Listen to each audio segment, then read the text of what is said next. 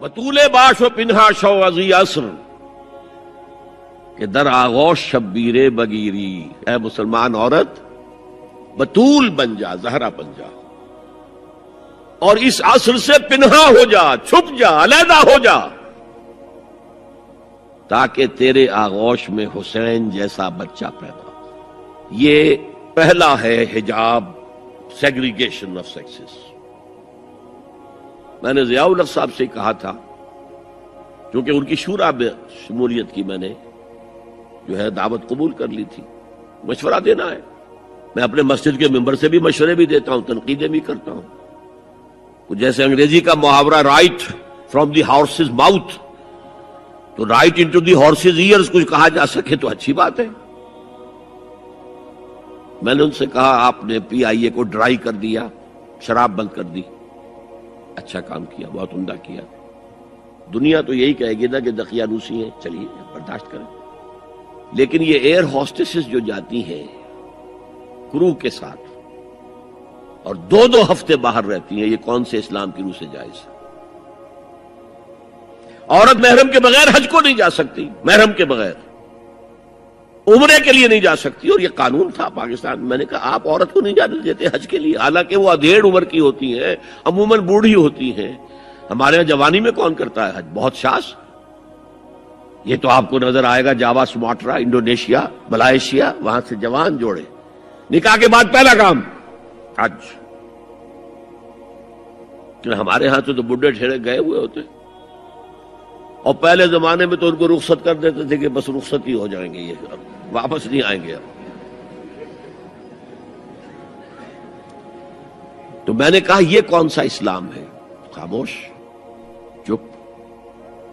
میں نے کہا یہ ناشتے کی ٹرے اور کھانے کی ٹرے مرد نہیں رکھ سکتے سامنے۔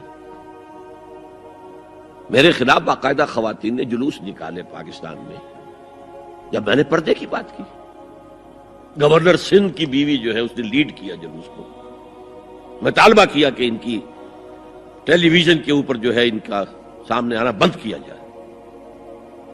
میں نے کہا ٹھیک ہے۔ بدا الاسلام غریبا ویسعود کما بدا فطوبی للغرباء۔ اسلام شروع ہوا تھا تو اسی حالت میں تھا کہ کوئی اس کو جانتا پہچانتا نہیں تھا، پھر جب اسلام غالب ہو گیا تو طاقتور کے تو سبھی دوست ہیں، سبھی پہچاننے والے، لیکن ان قریب اسلام پھر غریب ہو جائے گا۔ تو جو اسلام کی غربت کے ساتھ خود غریب ہو جائیں ان کے لیے مبارکباد۔ اسلام کا دامن نہ چھوڑیں، چاہے انہیں کہا جائے کہ یہ تو بڑے ہی دقیانوسی لوگ ہیں، بڑے کٹر لوگ ہیں۔ میں نے اس زمانے میں چیلنج کیا تھا، مجھے بتاؤ کیا فرق واقع ہوتا ہے؟ آپ کہیں گے عورتوں کو اگر ہم گھر میں بٹھائیں تو ہماری اکانومی سفر کرے گی، آدھی ہماری جو ہے لیبر وہ کام نہیں کرے گی۔ میں نے کہا where there is a will there is a way. Cottage industry کا انتظام کرو، نمبر 1، گھروں میں بیٹھ کر کام کریں۔ دوسری جنگ عظیم کے دوران ایک بڑا علاقہ تھا دلی میں جس کا ہر گھر کارخانہ بنا ہوا تھا، کرخندار، یہ ایک قوم کا نام پڑ گیا، کرخندار۔ چھوٹی چھوٹی مشینیں لگی، کہیں بٹن بن رہے ہیں، کہیں بکسوئے بن رہے ہیں، کہیں نکریں سل رہی ہیں، کہیں پینٹیں سل رہی ہیں، کہیں جو ہے کرتے سل رہے ہیں، قمیضیں۔ صبح کے وقت ٹرک آیا، خام مال دے گیا، شام کو آیا، تیار مال لے گیا۔ عورت نہ گھر سے نکلی نہ باہر گئی، کچھ نہیں، اور کام کیا، کما لیا۔ کاٹیج انڈسٹری کا انتظام کرو۔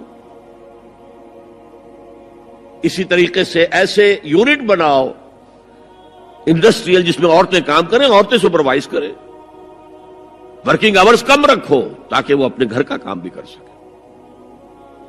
کرو۔ عورتوں کے ہسپتال میں عورتیں مرد، عورتیں مریض، عورتیں ڈاکٹر، عورتیں مریض، عورتیں نرسز۔ مردوں کے ہسپتال میں فیمیل نرسز کا کیا کام ہے؟ کیا میل نرسز نہیں ہوتے؟ اور کیا آرمی کے اندر جو فارورڈ یونٹس ہوتے ہیں کہ جو جاتے ہیں محاذ کے اوپر، ان میں کوئی عورت نرس جاتی ہے؟ میل نرسز جاتے ہیں، حالانکہ سب سے زیادہ نرسنگ کی ضرورت وہاں ہوتی ہے۔ کسی کا بازو اڑ گیا ہے، کسی کی ٹانگ اڑ گئی ہے، کسی کے پیٹ میں آ کر کسی بم کا ٹکڑا جو ہے لگایا، تڑیاں باہر نکلی ہوئی ہیں، تو نرسنگ سب سے زیادہ وہاں ضروری ہے۔ وہاں تو فیمیل نرسز نہیں ہوتی، میل ہوتے ہیں۔ सेग्रीगेशन सेग्रीगेशन सेग्रीगेशन, ये आग और पानी का मिलाप दुरुस्त नहीं है। तो बड़ा सबसे बड़ा पर्दा लौंडियों के मसले की वजाहत, सवाल नंबर 1 अकबर अली साहब है, ये अकबर अली बेग। कुरान मजीद सूरतुल मोमिनून की आयत नंबर 5-6 का तर्जुमा यह है, जो अपनी शर्मगाहों की हिफाजत करते हैं मौजूद अपनी बीवियों के या उन औरतों के जो उनके कब्जे में है, यानी लौंडिया। इसमें उन पर कुछ मलामत नहीं। यहाँ पर कौन सी लौंडियां मुराद हैं? क्या उनका रिवाज आजकल है? किसी लड़की को पैसे देकर खरीद कर लौंडी बनाना तो इस्लाम में सख्त मना है। अज़राए करम तफसील से वजाहत कीजिए। देखिए, इस्लाम में सिर्फ एक नौइयत का गुलाम या लौंडी जायज है, और वो है अगर जिहाद फी सबीलिल्लाह हो और उसमें POWs की हैसियत से, जो कि कॉम्बेटेंट हो, कॉम्बेटेंट जो कि वाक़तन जंग में हिस्सा लेने वाले हैं, मर्द और औरतें, तो जिनको आजकल POW बना लिया जाता है कि वो जो है प्रिजनर्स ऑफ वॉर, उनको इस्लाम ने इजाजत दी है कि बजाय इसके कि मुस्तकिल उसमें कंसंट्रेशन कैंप्स में पड़े रहे, वो उसमें उनको इस्लामी माशरे के अंदर जज्ब करने के लिए उनको तकसीम कर दिया जाए लोगों के अंदर। ये है दर हकीकत उसकी गर्ज़ो कायद। और वो भी ऐसा हो सकता है कि कहीं मुबादले के अंदर अगर शक्ल बेहतर बन सकती हो तो उसको भी इजाजत है। कहीं अगर ज़र फिदिया लेकर छोड़ देने में कोई कबाहत ना हो तब भी इसकी इजाजत है। ये सूरह मोहम्मद सल्लल्लाहु अलैहि वसल्लम की आयत जो है उसके तहत हम पढ़ चुके हैं। लेकिन फर्ज कीजिए कोई शक्ल मुमकिन नहीं है, तो फिर क्या करें? उन्हें कंसंट्रेशन कैंप्स के अंदर रखें? वो तो गोया कि एक मुस्तकिल लायबिलिटी भी आप पर हो गई, और नंबर 2 ये कि उनकी अपनी जिंदगी अब नॉर्मल हो गई। उसकी बजाय उनको नॉर्मल सोसाइटी में जज्ब करने का तरीका ये है कि क्लास 2 सिटीजन्स की हैसियत से वो मुसलमानों में, उस माशरे में दे दिए जाएं। उस तरह की जो खवातीन होंगी उनके साथ ताल्लुक जो है जिनसी, वो जायज है।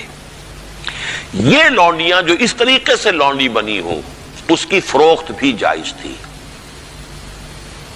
किसी आजाद मर्द या औरत को पकड़कर लौंडी या गुलाम बना लेना हराम मुतलक है। यानी जो किया था इन्होंने अमेरिकन ने कि अफ्रीका से पकड़ कर लोगों को जो है वो जाल डाला और आदमी को लिया और लेकर ले गए और जंजीरों में जकड़ कर अमेरिका में ले गए और फिर उन्हें गुलाम बनाकर रखा। ये हराम मुतलक है। इस्लाम की तारीख इस नौ के किसी भी गलत हरकत से बिल्कुल पाक है, खाली है, सिर्फ जंग के अंदर। और उसका भी मैंने आपको बता दिया कि ये सारे अगर उसमें ऑप्शंस नहीं है तो फिर ये कि आप उन्हें गुलाम बना सकते हैं और उनकी फिर फरोख्त भी हो सकती है। ये है जो मेरे इल्म में है। बाकी किसी को खामखा आपने खरीद लिया और किसी को पकड़कर किसी आजाद किसी मर्द या औरत को और जबरदस्ती ले जाकर के भेजा, ये तो बिल्कुल हराम मुतलक है, बहुत बड़ा जुर्म है। ये ज़िमनी सवाल एक साहब ने कर दिया है कि निकाह उन लौंडियों से भी करना होगा। नहीं, निकाह लाजमी नहीं है लौंडियों के साथ। निकाह तो कर लिया तो फिर तो ज़ौजा हो गई, वो अलग कैटेगरी कहाँ रही। लेकिन तरगीब दी गई है कि अगर आप किसी लौंडी को, अपनी आपकी वो लौंडी थी, वो थी POW के तरीके से आई थी, कनीज थी, आपने उसे आज़ाद किया, उससे निकाह कर लिया, बहुत बड़ा नेकी का काम है। तो इमेंसिपेशन जो थी गुलामों की और कनीजों की आज़ादी के लिए रास्ता अल्लाह ताला ने ये पैदा किया कि बहुत से गुनाह ऐसे हैं कि जिनका कफारा ये रख दिया गया, गुलाम आज़ाद करो, गुलाम आज़ाद करो। और इसी तरीके से इसको बहुत बड़ा नेकी का काम करार दिया गया। फक्को रक़बतिन, गर्दनों का छुड़ा देना, आज़ाद कर देना, ये बहुत बड़ी नेकी है। तो इस हवाले से उसका मामला। इसी तरीके से किसी लौंडी के यहाँ से औलाद अगर हो गई तो अब वो उम्मे वलद हो गई, अब वो लौंडी नहीं रही, उम्मे वलद हो गई, उसे फरोख्त आप नहीं कर सकते, वो आप ही के यहाँ रहेगी। लेकिन ये कि वो आपका उसका दर्जा जो है आम कनीज से वो बढ़ जाता है। ये तफसीली कवानीन है। उसूली सवाल जहाँ तक था उसके हद तक मैंने अर्ज कर दिया है कि इस्लाम में ये रास्ता अब भी खुला है और इसकी हिकमत क्या है इस पर मैं भी बहुत गौर करता रहा। इसलिए कि बज़ाहिर तो आम खास तौर पर आजकल के हालात में ये चीज़ जो है ज़हन इंसान का इसको कबूल नहीं करने को तैयार होता कि इस तरह का मामला भी होना चाहिए। लेकिन मैं ये समझता हूँ कि वो जो जिहाद फी सबीलिल्लाह आखिरी दौर में होने वाले हैं, जिनमें कि हज़रत महदी और हज़रत ईसा अलैहिस्सलाम का मामला भी होगा, उसमें मैं समझता हूँ यकीनन कोई ऐसे मराहिल आएंगे कि जहाँ इस इंस्टीट्यूशन को इन्वोक करने की ज़रूरत पेश आएगी। इसके लिए कि इसका रास्ता शरीयत के अंदर बाकी रखा गया, खुला रखा गया, अगरचे उसके ऊपर बड़ी पाबंदियां लगा दी गई। ये भी है कि गुलाम को वही खिलाओ जो खुद खाते हो, वही पहनाओ जो खुद पहनते हो। काम का भी बोझ उस पर इतना ज्यादा ना डालो कि जिसका बहुत मुशक्कत वाला हो जाए। कोई बहुत सख्त काम है तो तुम खुद भी उसके अंदर शरीक हो जाओ उसके साथ। ये सारी चीजें हैं। ان کے ساتھ نیک سلوک کرنا، اچھا سلوک کرنا. اسی کا نتیجہ یہ ہے کہ عالم اسلام میں ایک دور ایسا آیا کہ مشرق و مغرب میں سب سے بڑی حکومتیں جو تھیں وہ غلاموں کی تھیں. یہ خاندان غلامہ کون تھے جو ہندوستان کے اندر پہلی حکومت بنی اسلامی؟ قطب الدین ایبک کون تھا؟ التتمش کون تھے؟ ملبن کون تھا؟ یہ سب کون؟ سپکدگین کون تھے؟ الکتگین کون تھے؟ یہ خود محمود غوری کون تھے؟ محمود غزنوی. یہ سب کے سب غلام تھے. اسی طریقے سے ممالک کی حکومت مصر میں، ہندوستان میں خاندان غلامہ اور ممالک مملوک کی جمع ہے، مملوک غلام کو کہتے ہیں. تو ممالک کی حکومت مصر میں عالم اسلام کی دو عظیم ترین حکومتیں غلاموں کی تھیں، اس لیے کہ غلاموں کو وہ سٹیٹس دیا اسلام نے اتنے اونچے، اور ایسے ایسے غلام جو اتنے بڑے اساتذہ بن گئے کہ شہزادے ان کی جوتیاں سیدھی کرنے کو اپنے لیے فخر سمجھ رہے ہیں، اس لیے کہ عالم دین بن گئے، اتنا بڑا علم انہوں نے حاصل کر لیا کہ اب وہ جو شہزادے جو ہیں وہ ان کی خدمت کر رہے ہیں. تو اسلام نے اس کے لیے بڑا حکیمانہ انداز اختیار کیا ہے. ایک یہ کہ پہلے ان کو بڑے نیچرل انداز میں معاشرے کے اندر جذب کر دیا جائے، بجائے اس کے کہ اب نارملی وہ کنسنٹریشن کیمپس کے اندر پڑے ہوں اور سڑ رہے ہوں، وہاں پر ان کی زندگی نہ زندوں کی ہے نہ مردوں کی ہے. اس کی بجائے یہ شکل اختیار کر لی گئی، ان کے ساتھ حسن سلوک کی ترغیب دی گئی، ایمنسیپیشن کے راستے کھول دیے گئے. باقی اس انسٹیٹیوشن کو بالکل ختم اس لیے نہیں کیا گیا میرے نزدیک واللہ عالم کہ اس انسٹیٹیوشن کو انووک کرنے کی ضرورت پیش آئے گی آخری دور کی جنگوں میں. واللہ عالم کہ ایمان دل میں آ گیا تو ایک کشاکش اندر شروع ہو جائے گی. میں اگر فرائیڈ کی اصطلاح استعمال کروں تو ایگو اور اڈ یا لبیڈو میں تصادم ہوگا. آپ کے نفس کی خواہش کچھ اور ہے، ایمان کہتا ہے غلط. کشاکش ہوگی کہ نہیں؟ یہ اندرونی جہاد ہے اپنے نفس کے خلاف. جیسے فرعون نے کہا تھا الیس لی ملک مصر وہذہ الانہار تجری من تحتی، کیا میں بادشاہ نہیں ہوں مصر کا؟ مصر کی حکومت میری نہیں ہے؟ اور کیا یہ ساری نہریں جو ہے میرے نظام کے تحت نہیں چل رہی؟ اسی طرح برا نہ مانیے، ہمارا نفس کہتا ہے یہ جسم میرا ہے، میری ملکیت ہے، اٹس مائی ڈومین، میری خواہش پوری کرنی ہوگی. جیسے اس نے کہا میں نہیں جانتا کوئی خدا ہے میرے سوا اور میرے اوپر، میں نہیں مانتا. نفس بھی کہتا میں نہیں ماننے کو تیار، کیا حلال ہے کیا حرام ہے، کیا جائز ہے کیا ناجائز، میری خواہش پوری کرو.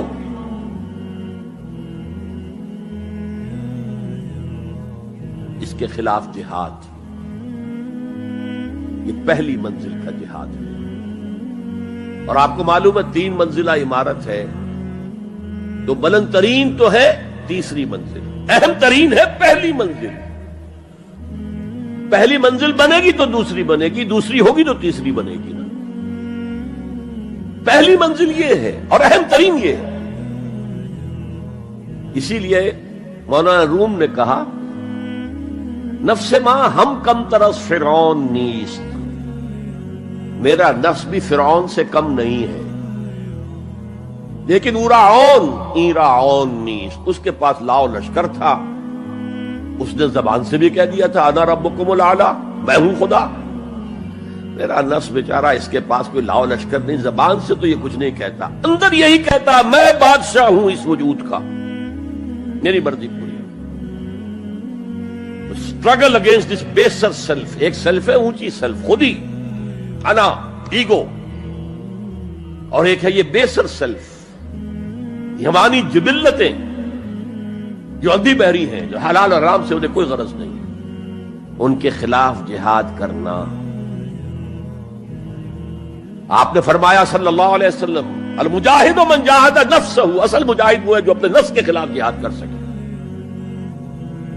تمہارے اندر یہ دشمن تو بیٹھا ہوا ہے، تکڑا ہے، تمہیں کنٹرول کر رہا، چلے آؤ باہر کے دشمنوں سے جہاد کرنے کے لیے. تم نے ٹانگے کو گھوڑے کے آگے باندھ دیا.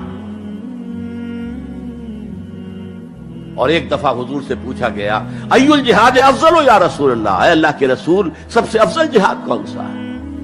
فرمایا ان تجاہد نفسک فی طاعت اللہ، اپنے نفس کے خلاف جہاد کرو، اسے اللہ کا مطیع کرو. یہ جو اندر کی کشمکش ہے، کشاکش ہے، یہ جہاد فی سبیل اللہ کا نقطہ آغاز، اللہ کا مطیع بنانا ہے نفس کو۔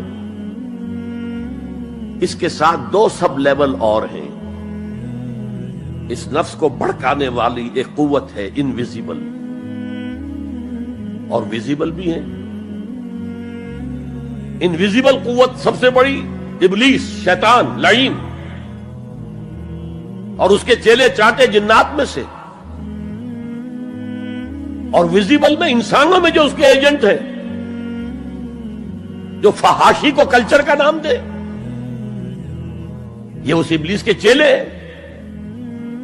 ان کے خلاف جہاد نہیں کریں گے آپ، اگر آپ ان کے خلاف ایگریسو ایٹیٹیوڈ اختیار نہیں کریں گے تو آپ ان کے دباؤ میں آ جائیں۔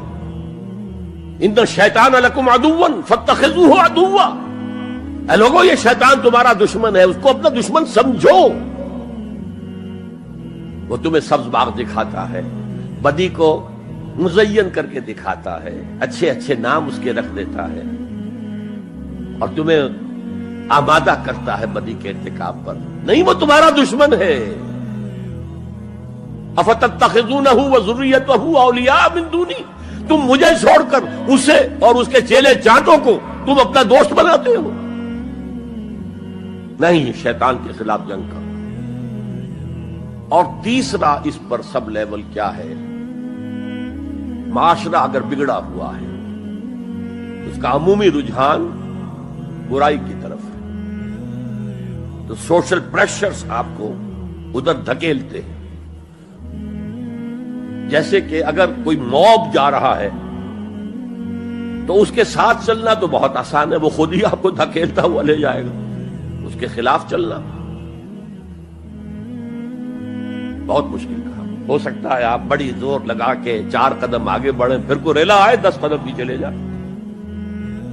تب دو ہی راستے ہیں،